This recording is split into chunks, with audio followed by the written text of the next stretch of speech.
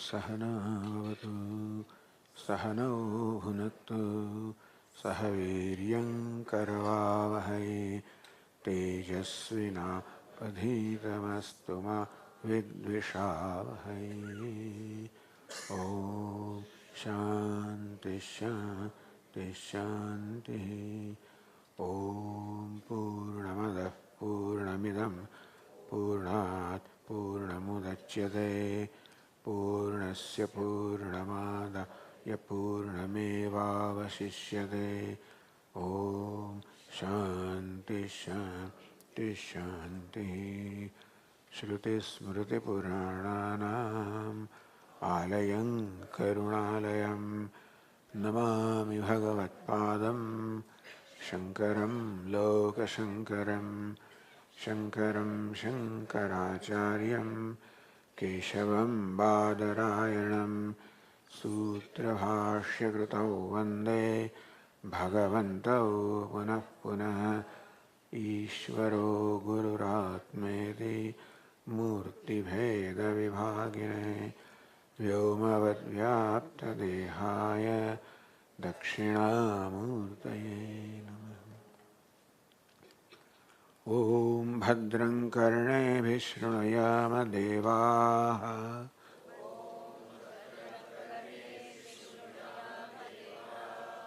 भद्रं पश्येमाक्षभिर्यजत्राः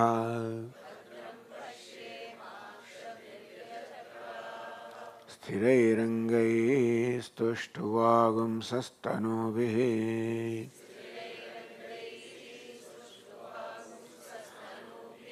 व्यशेम देवहितं यदायुः। स्वस्ति न इन्द्र वृद्धश्रवाः स्वस्ति नः पूषा विश्ववेदाः स्वस्ति नस्तार्क्ष्यो अरिष्टनेमिः स्वस्ति नो बृहस्पतिर्दधातु। ॐ शान्ति शान्ति शान्तिः।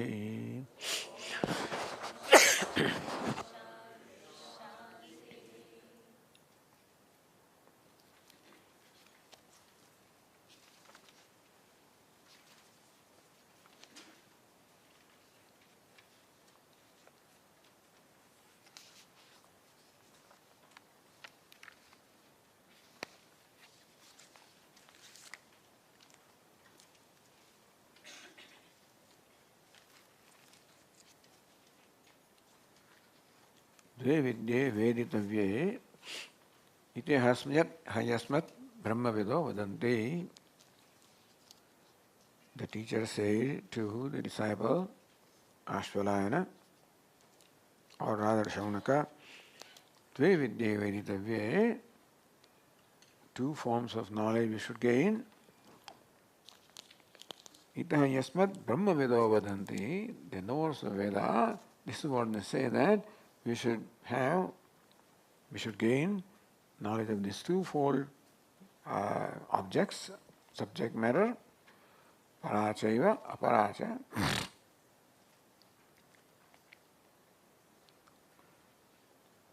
Now the Upanishad begins with the why should we know apara vidya? The vidya pertaining to samsara. Why should we know that? Para vidya, the vidya of which subject matter is Paramatma, the Paramathika. This is Vyavaharika. So two sattas, or two levels of reality we accept, Paramathika satta and Vyavaharika satta. Then there is a third Pratibhasik satta, which is subjective reality.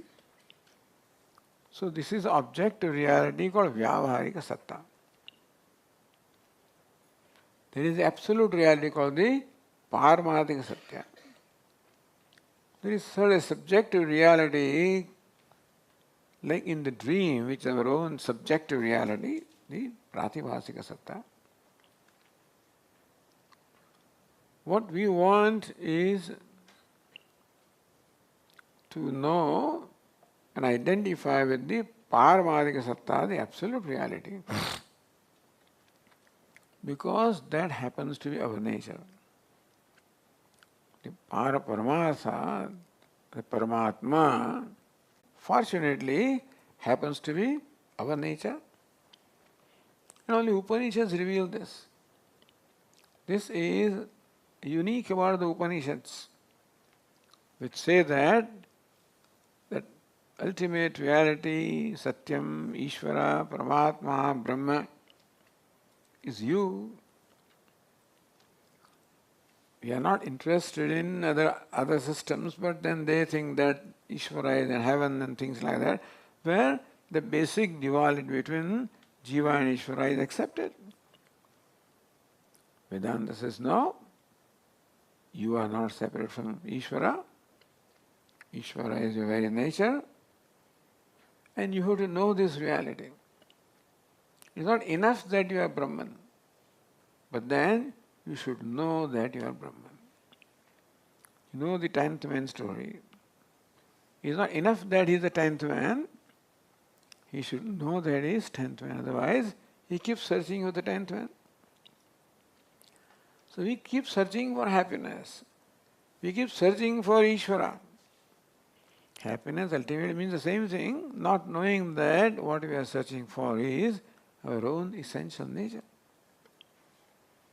And that is the primary role that the Upanishads perform, is to help us understand what our true nature is, how we have taken ourselves for granted and thinking that we are a limited being, limited entity, which is not the reality of ourselves. That is the Paravidya. But to become prepared for that knowledge, Paravidya, the knowledge of Ishvara, Paramatma, absolute reality, what's the need for knowing Aparavidya, the need of knowing the knowledge pertaining to samsara? Is that what we learn from that, if it is properly implemented in life. Meaning that it is also important that we live this Vyavaharika life also properly, our day-to-day life also properly, then we become prepared for knowing the absolute reality. In that sense, the Aparavidya, in that sense, the knowledge of the world also is important, inasmuch as it prepares us for the knowledge of the Ishvara, Lord Paramatma. So that is called karma. Vedas have two sections, karma kanda and jnana kanda. So karma kanda is section which deals with the rituals or duties rather. And those duties also should be performed properly. That's what brings about the Antahkarana Shuddhi, or essential freedom from raga dveshas. Brings about purification of mind. Brings about the inwardness of the mind. That's how the mind becomes aware of the self, has an inkling or glimpse of the self, and thus the desire to know the self arises. So for knowledge, what is most important is the desire for knowledge. We must have thirst for anything. For water also we must have thirst, for food also we must have hunger. So also for knowledge, we must have the jnana, the desire to know.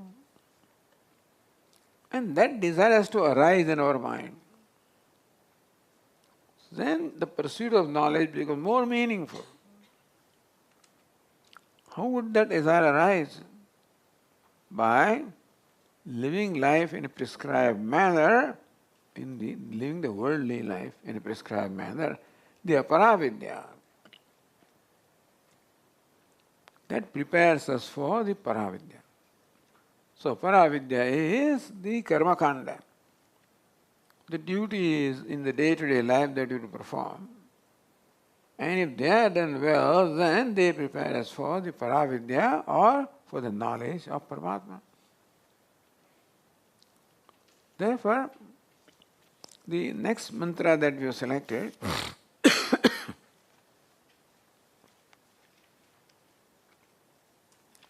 the next page, it says Dvitiyaha Khandaha.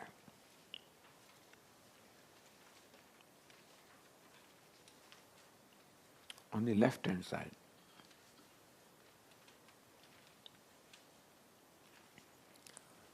Is there someone who cannot read Devanagari here? If you can read Devanagari? There are a few who cannot read. Right, well. Some of the words are compounded. We have difficulty in splitting it. And if you split wrongly, the meaning will be wrong. No, that is a different thing, but you can read it at least.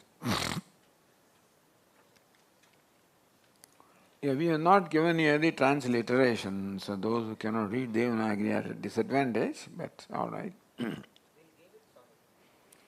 Yeah. Okay, thank you, Swami. Tadetat satyam mantreshu karmani kavayah yani apashyan tani tretayam bahudha santadani tani acharatha niyatam satyakamaha eshaha vaha panthaha sukrutasya loke. So Upanishad declares tadetat satyam. This is true as it is. What is true? Mantreshu karmani kavayah yani apashyan. Now, sometimes a question is asked, Swamiji, who wrote the Vedas? Did the Rishis write the Vedas? Answer is no, Vedas are not written, Vedas are revealed texts. Who revealed them? Ishvara revealed them. But in the minds of the Rishis or the sages.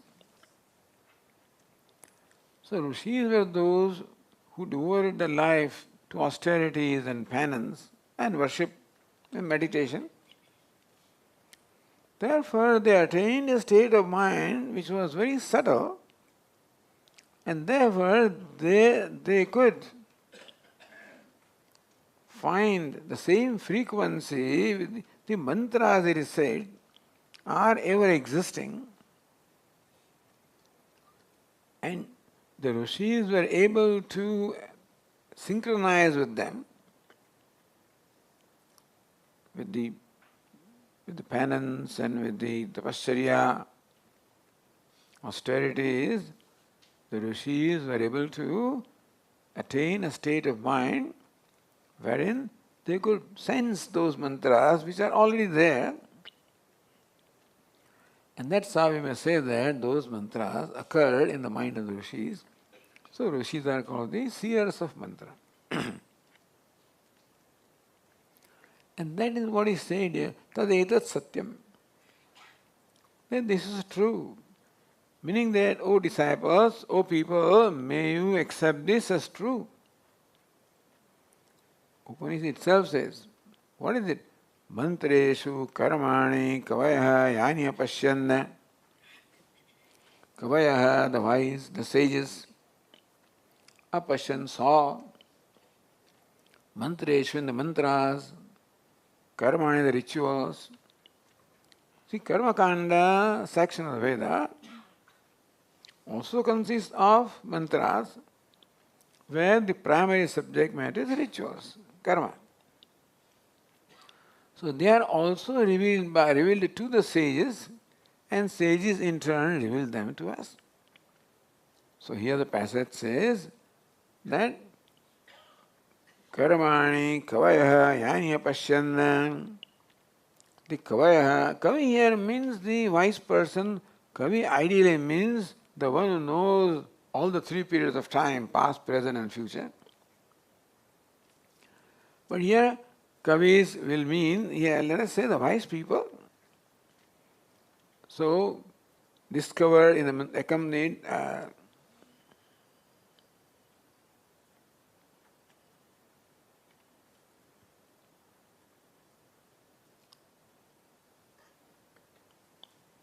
the wise. Kavaya is translated as the wise, meaning that those mantras were seen by respective rishis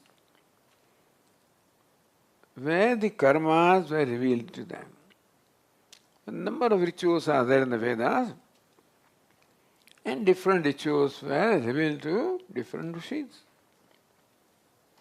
And one thing about this karma is that we do not know the relationship between the means and end or sadhana and sadhya.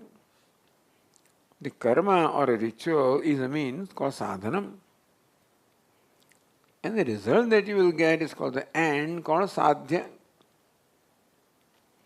So by performing a given ritual such as Agnihotra, what will be the reward that you get, what will be the result that you get, there is no way that we can determine that.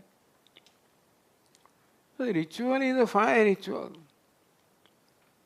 If you say that as a result of performing Agnihotra you may attain heaven, let us say, we see no connection between this ritual and heaven.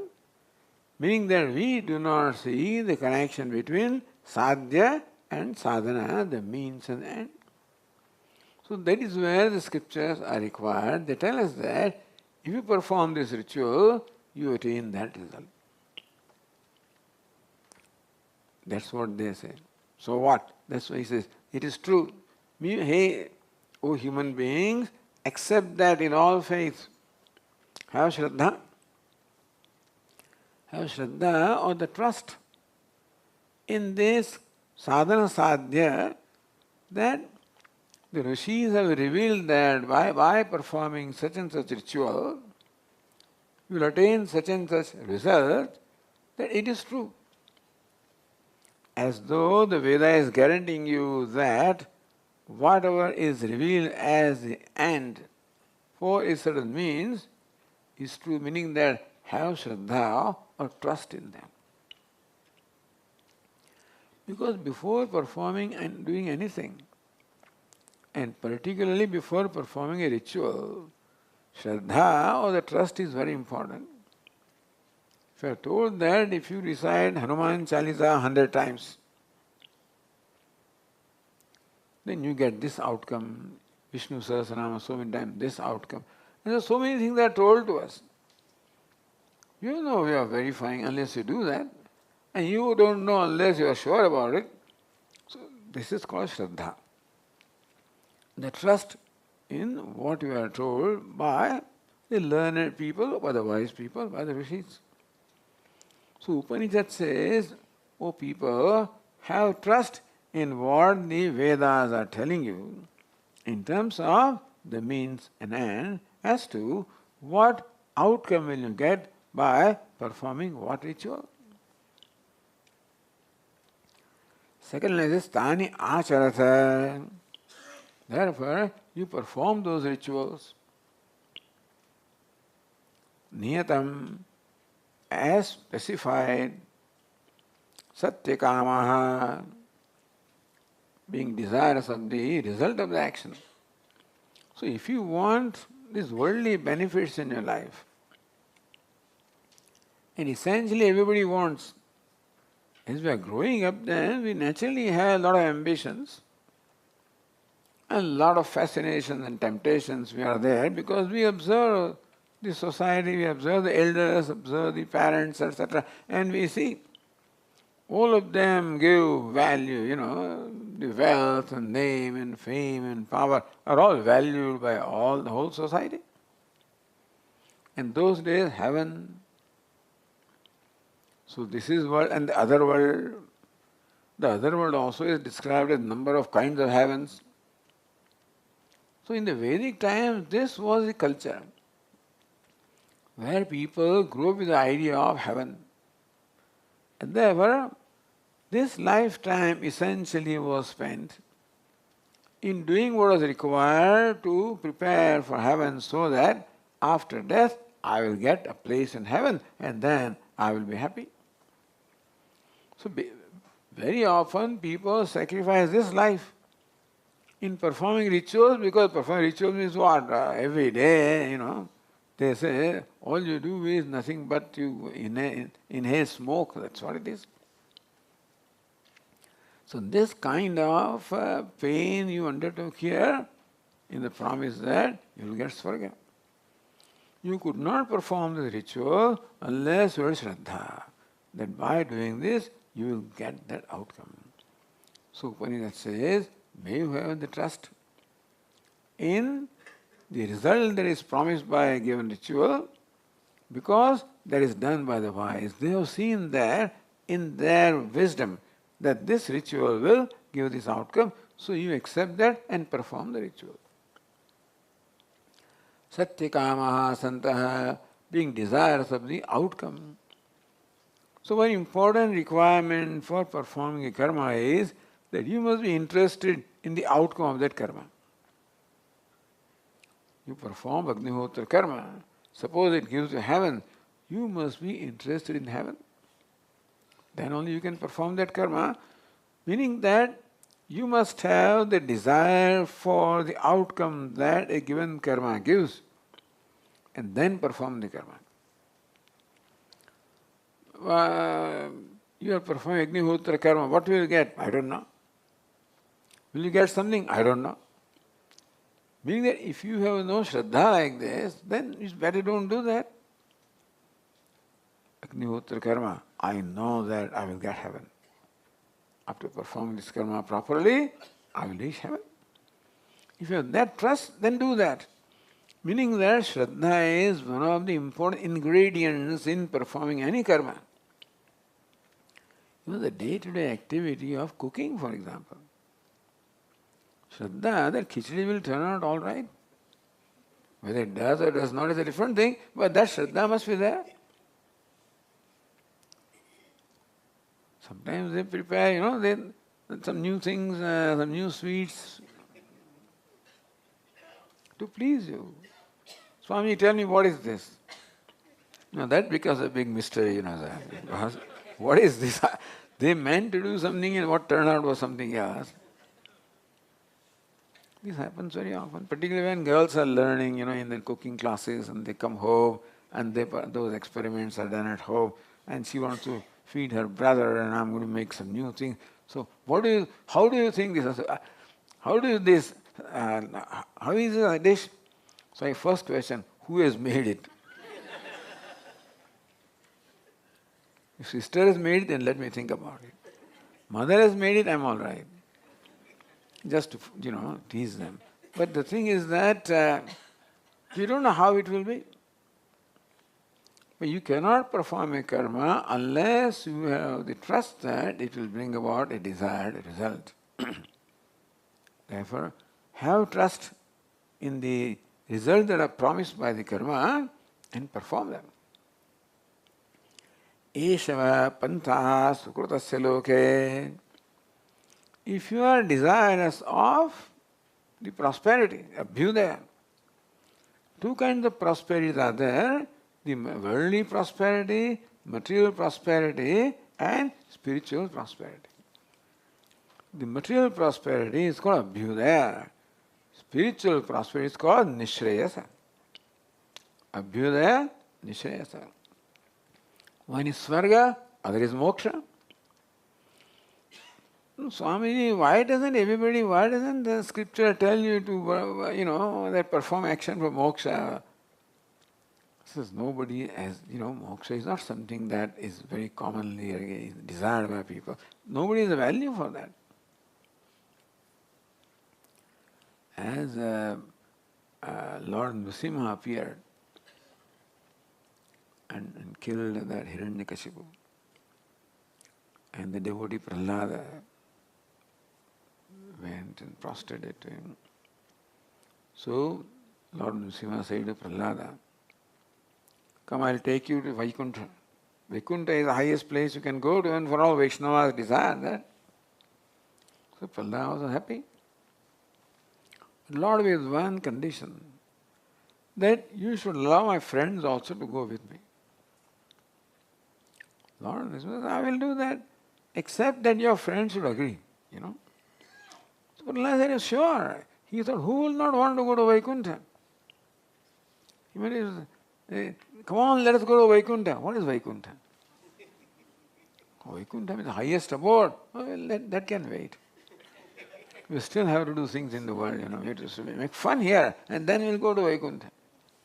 Nobody was ready to go to Vaikuntha. Prahlad was shocked. Nobody had a value.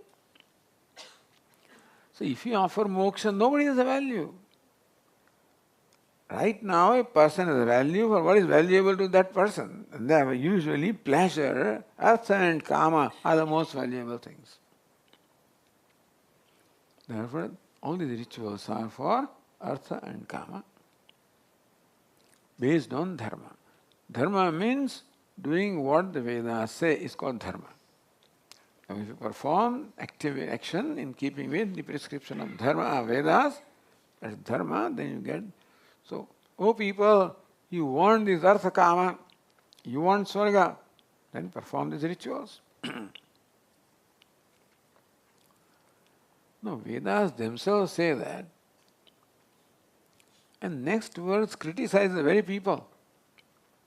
The very people who follow the instruction of Veda and perform rituals for gaining happiness here and hereafter are condemned in the next mantra that we have selected.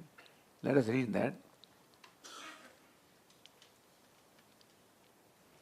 Avidyayam antare vartamanaha swayam dhiraha panditam manyamanaha janghanyamanaha pariyanti mudhaha andhe naiva niyamanaha yathandhaha. These people who are religious people, they have Shraddha in the Vedas, and like any human being, they also want artha and kama, the comfort and pleasure. So Vedas have a number of rituals by performance of which you can get artha kama, comfort and pleasure in this world and hereafter. So most people will go for them. So first mantra said, you people, if you have value or if you wish artha kama, then do perform these rituals and you will get the result. Next verse condemns them. He says, will you learn something from your life or not? You keep performing karma. Those days rituals, today we perform karma in terms of business and a lot of what we do in our day-to-day life. Hoping to make income, hoping to make savings, hoping to have a new house, a new car, and prosperity, comfort, and traveling to different destinations in this country, in the world. That's what people do. Have fun. Enjoy life. If you want to do that, then perform these actions and do them properly. Having said that, then those fellows are following that advice and performing rituals of karma, and so he became an IT engineer, this fellow became a doctor, this fellow became a lawyer, etc. And they are performing, working in their profession and having good income and enjoying life. You told me to do this, and now they are condemned. So you stupid. Avidyayam antare vartamanaha. Do you realize, you fellows, that you are dwelling, remaining within the fold of ignorance, within the fold of stupidity? Ignorance is not the word, aviveka is the word. Viveka means living intelligently. So what the Vedas or Vedanta and Bhagavad Gita will teach us is to live intelligently. Make intelligent choices. This living intelligently is relevant only to human being because only the human being has the freedom to choose. Creatures other than human beings have no freedom. Meaning their choices are already programmed, determined, therefore they live instinctively and make the right choices. But we have been given this self-awareness, self-consciousness. We have been given the intellect, given the freedom of choice, that's called free will. And therefore, we are required to take responsibility for whatever choice we make. Creatures other than human beings have no responsibility. Therefore, there is no stress. All stress comes from this responsibility. Because, will it be all right? Would it turn out well? Would they like it? You invited 10 guests at home when you're cooking for them and this thing goes. How will it turn out? Will they like it? Will it be all right? So we are concerned about the outcome. And then they will blame me. You don't know how to cook this, and then that's why. So responsibility. So since I am accountable for the outcome, and since I am responsible, that is what causes stress in me. When all this stress, so the point is that we have to take responsibility and we have to make intelligent choices. So these people did make choices so far. They made choices in order that they can satisfy their desires of pleasure and comfort, artha and kama. And for that, they followed the stipulations of the Vedas. Having lived a life like that, lived a life of comfort and pleasure, enjoyed life, now the Veda says, you stupid fellows,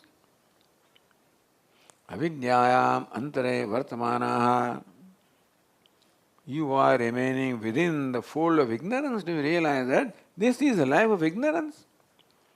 Why, Swamiji? I lived life of dharma. I've always been honest. I never cheated anybody. I never hurt anybody. So some people feel that they don't need to learn. I don't need to go to Bhagavad Gita classes. When the wife says to this, husband, I don't need. I've been living honestly. I speak truth. I don't cheat anybody. I don't hurt anybody. What do I? That's what Gita teaches. So they think that simply by these basic values of dharma, they have done what is to be done. And they are being told that you have really missed the point of life. That life is not just meant for comfort and pleasure. That is all that your mind can immediately think of. But if you pay attention to your mind and desires, then you will find that the desire behind all the desires is a different kind of a desire. Except that you never take time to analyze that. And as the desires arise in your mind, you keep on fulfilling them. It is true that you are a righteous person. You fulfill your desires based on dharma, meaning that you do what is right. You don't hurt anybody, so that is good. Says no, there is also in the realm of ignorance. What is ignorance? Not recognizing what is the basic goal in my life. Not recognizing what it is I am seeking in my life. It is true that the mind comes up with one desire after the other. And as the mind, one after the other desires, I keep on fulfilling them. never asking how come the desires are never fulfilled. I just fulfill desires as they arise. Avidyayam antare vartamana. You do not realize that desire is the result of ignorance. Ignorance manifests itself as desire. So how do you say that? You mean we should not have desire? We can't say we have desire, whether we like it or not. Recognize that a desire is a result of ignorance. How? Can somebody say how is desire a result of ignorance?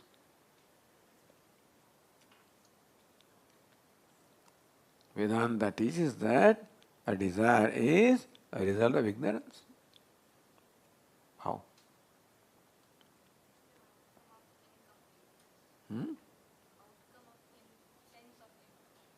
Sense of incompleteness. Because desires are not permanent. That happiness lasts very little. True. A person thinks that I am lacking this thing, so he desires something, but actually he is complete. He does not lack anything. Right. So it is true, all of you are right, that desire is a result of the ignorance of the true nature of the self. And there is no way that that will occur to us. As long as we keep on fulfilling the desires and thinking that we are successful because the desire is fulfilled, so success usually is understood as fulfillment of a desire. Safalyam, phala means outcome. Safalyam, so when you perform an action, your desire is fulfilled, you are a successful person. So we understand success as fulfillment of desires. So we do not know what success is. Success is measured based on something out there, that I gained some wealth, name and fame and power, so I'm a successful person. Is success some external phenomenon, some objective phenomenon, or is success a subjective phenomenon? You know difference in subjective and objective? Subjective means, is that something to do with me, or does success have something to do with something other than me? I am told, and that's how I believed, I've grown to believe that wealth means success, power means success, fame means success, though there's heaven means success.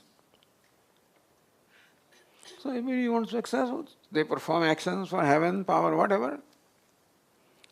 Avidyayam antare vartamana. You fellows do not know that you are in a realm of ignorance. Even though you're righteous people, you're dharmic people, and still you are ignorant. Swayam dhiraha pandidam manyamanaha. Swayam dhira, we are ourselves wise, pandidam and learned. So they think that we are wise and learned. In what way wise? I know all the rituals very well. I know how to perform the rituals, and I know what the outcome of the rituals is, and I know everything. So they are very well with what we call the vyavahara, or the day-to-day life. World-wise people. So they are very adept in all these worldly vyavaharas. And they think that's all, that is enough. Swayam dhiraha panditam manyamanaha. We are ourselves wise and learned. In fact, the second line of the verse says, Mudhaha. Who are they? Mudhaha. Means what? The fools. Now, these people are learned, they are panditas. They are Vedikas, they know Vedas very well, they know, rituals, mantras, vyakaranam, nyaya, lots of things they know. They are really learned people. They can, give you lectures in Sanskrit, and that's fine, wonderful, but, thinking that that is all that I need, doing that is one thing. thinking that that's all I need in my life. Swayam dhiraha panditam manyamanaha. We are wise with reference to worldly things. We are learned with reference to scriptural things. There are two kinds of knowledge. The worldly knowledge, the scriptural knowledge. All the worldly knowledge, therefore, we know how to perform the vyavahara, how to perform, conduct ourselves in day-to-day life. And we know how to perform all the rituals, etc. We know everything. Mudaha, Muda means deluded. Fool is a translation, but Muda means deluded. The fellow is lost. Sometimes we get lost while driving on the highways. These days you have this GPS and this, that. In the olden days we didn't have that. In the olden days when we needed to travel, we would first take out all the maps, New Jersey map and this map and that map, and locate the route and accordingly, take exits and entries. And sometimes you miss, then you get lost. If you know that you are lost, then you ask somebody. If you don't know that you are lost, then you keep on going. That is what happens to many people. We know where we are going in the right direction. Mudaha, deluded means that they do not know that they do not know. They do not know that what they are doing is not right. They do not know that in fact they are losing an opportunity. In fact, in a way, in a subtle way, they are hurting themselves. Because having a wrong objective and expending your energies in attaining those wrong objectives is wasting time, energy and opportunity. This opportunity as a human being will not, who knows when will it come? Mudaha. And unfortunately they do not know that they are lost. They think that we know exactly what we are doing and what we are doing is right. So they won't ask anybody. Jankanyamanaha pariyanti mudaha. While being buffeted very much, so we are attacked again and again. You see, the human life is full of disappointments. Generally, not for you people, but generally. Disappointment is because we expect something, it is like trying to extract oil out of sand, and then there is going to be disappointment. Similarly, in life you have expectancy. You expect happiness. You expect peace and happiness where it is not. So we think that by becoming wealthy, famous, etc., I will be happy. And becoming that, you realize not so, then you do something else. And you think that by doing that, when you're traveling Himalayas, and your destination is, let's say, Kedarnath, far away. You go round and round, one hill after the other, then third and fourth. Tired and exhausted, and you then come across the pilgrims returning from there. You ask them, how far is Kedar? Just behind this hill. Then you come another hill. Where is it? Behind this hill. So in life also, we thought that we reached there, another hill, just behind the hill. Just do this and you'll get your success, what you want in life. This much. And thus we think that we have got it, we have got it, we have got it, we have got it. I'm talking about the common people. Janganyamanaha pariyanti mudaha. And therefore, there is a series of disappointments because I didn't get. So even though I became successful, I want to be a millionaire. Well, I thought that is the end of it. I became a millionaire. Then after 15 days, my mind says, what next? I very much wanted a new house. I worked very hard. I got the new house. After 3 months, my mind says, what next? Thus, until I have something, I think that is the real end of my life. and that will give me everything that I want. There is success when I get it. After a while I realize the limitation of that. It's not limitation of that. It is really mudatva, meaning that I expected something which that thing did not possess. You expect a house which is unconscious entity to give you happiness, to give you comfort. It does give you for a month, 2 months, 6 months. So I think let us change the curtains, and let us change the carpets, and let us change the rugs, and let us change the furniture, let us do this, let us do that. Add a sun deck here, add this room there, and It's good. I am not continuing. What I am saying is that this is how we keep on being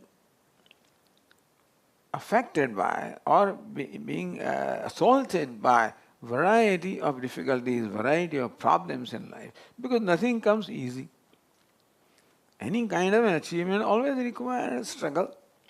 We keep on passing through struggles one after the other, and we think that we have attained the goal, and then another goal comes before us, and that is how the life becomes full. This is a general thing as you observe in the world. Those who have still look at, listen to Vedanta, have Viveka, etc., may not do this, but people have not thought about their life at all. And they think that what we want is out there, like the 10th man searching with the 10th man. That search never comes to an end. And in that process, he may fall down also, then he may hurt here, get hurt. Then he's searching for, and then something else happens. Because the search is not free of all accident, that always happens. And so, buffeted by the difficulties again and again in life, ramble about like the blind, Pariyanti janganyamana pariyanti mudaha. You go round and round, ramble about. Andenaiva niyamana yathandaha. Yatha andaha. Anda means blind. Next thing we should give, but the next we will do is to give word meaning here, because even translation sometimes, so a lot of things have to be given. The mantra is given, the transliteration is given, a word along with transliteration is given with the meaning and translation, then it becomes complete. A lot of work. But anyway, so Janganyamanaha, Pariyanti. Even if if you can read Devanagari, these words are very strange words. Pariyanti, Janganyamanaha, Dandramyamanaha. We are not familiar with these things. So, and I would not blame you. Andeneva. What is the life? Do that to fulfill this desire. So we think that that's the way to live life.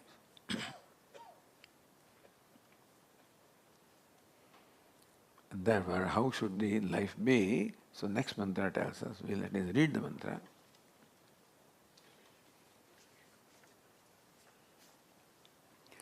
Parikshalokan karmachitan brahmanaha nirvedam ayat nasti akritaha krutena tadvijnanartham saha gurum eva abhigached samitpanihi shrotriyam brahmanishtham.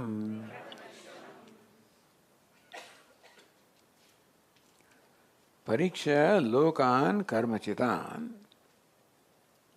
Karmachitan lokan, very favorite mantra for Puja Swamiji. He could spend 15 days, talking about this mantra. He was very fond of this. So sometimes this mantra itself will be the theme of a retreat, a long weekend retreat or something. Karmachitan means acquired through karma. Karma chitan, acquired through karma. Lokan, the worlds or the results. So, pariksha, examining. You know pariksha, examination. Pariksha, paritaha, iksha. Iksha, observing. Paritaha, from all sides. And they were considering something, observing, analyzing, deliberating from all sides is called pariksha. Usually we look at one side and draw conclusions. Whatever we see, we think that's what it is, and then draw conclusions. And therefore, all these entities such as heaven, you see just from one side, wow, heaven means happiness, And so all you see is a lot of happiness, and a happiness without any obstacles. So that is how we see one aspect of heaven, of Swarga, which is happiness. Not realizing what it takes to go to Swarga.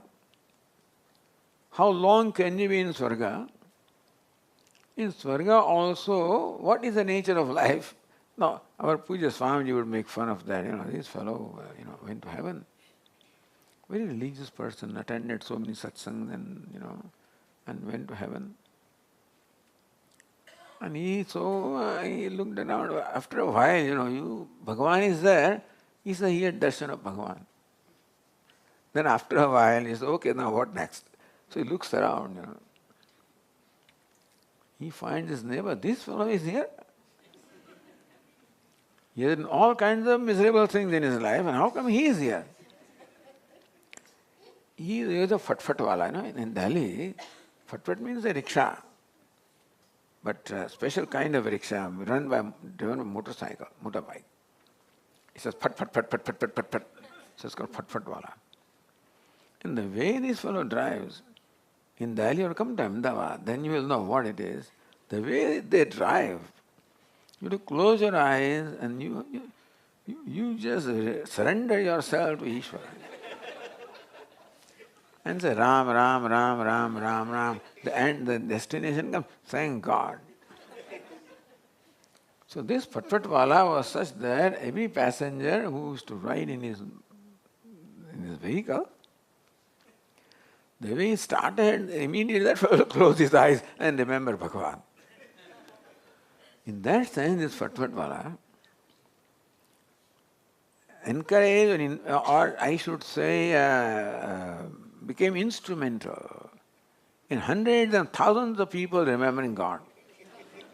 He may not have remembered, but he became instrumental in thousands of people remembering. That's why he came to heaven because of that's a punya karma. This is Fatfatwala is here, That is Swarga. And so only after you go there you realize, Bhagavan is right in front. I had darshan. So after a while you say, I should look at Bhagavan from the back side, this side. So even that darshan also, you had enough of it after a while. And then look around and want to do other things. And so when it involves a duality between you and the source of happiness, that is always a limit to what it can provide you. But you don't think. It's only after you insert your finger and you're stung by something and you pull out the finger, then you realize there is some problem there. Similarly also, you go through these experiences. From a distance, they look very fascinating, very tempting, and people go for that. It's only after doing that they recognize what all is involved. So this is what is meant by the various lokas or the outcomes of performing different karmas. So analyzing them. So this is how this is a very important mantra in the Upanishad for the Viveka. You heard Viveka, Vairagya, Samadhi, Satka, Sampatti. Most important are Viveka and Vairagya. So that is what is taught here. What is the nature of Viveka and how that brings about Vairagya? We'll continue. Om Purnamadah Purnamidam Purnat Purnamudachyate Purnasya Purnamada Purnameva Vashishyate Om Shanti Shanti शान्तिः शङ्करं शङ्कराचार्यं केशवं बादरायणं सूत्रभाष्यकृतौ वन्दे भगवन्तौ पुनः पुनः ईश्वरो गुरुरात्मेति मूर्तिभेदविभागिने व्योमवद्व्याप्तदेहाय दक्षिणामूर्तये नमः। ॐ शान्तिः शान्तिः शान्तिः। हरि ओम। श्रीगुरुभ्यो नमः। हरि ओम।